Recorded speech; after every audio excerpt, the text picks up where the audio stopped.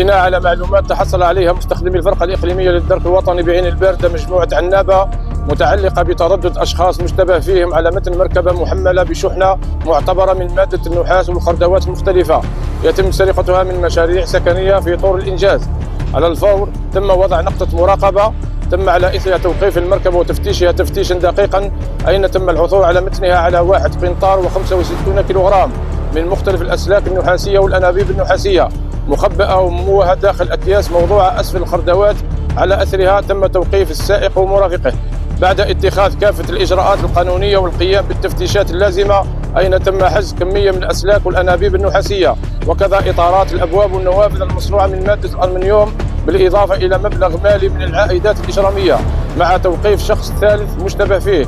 بعد التحري تبين أن المحجوزات سرقت من مشاريع سكنية في طور الإنجاز. فور الانتهاء من التحقيق سيتم تقديم المشتبه فيهم أمام الجهات القضائية المختصة من أجل جنحة تكوين جمعية أشرار التحطيم والتخريب العمدي لأملاك الدولة والسرقة وإخفاء أشياء مسروقة، فيما لا يزال مشتبه فيه آخر رابع متورط في القضية في حالة فرار.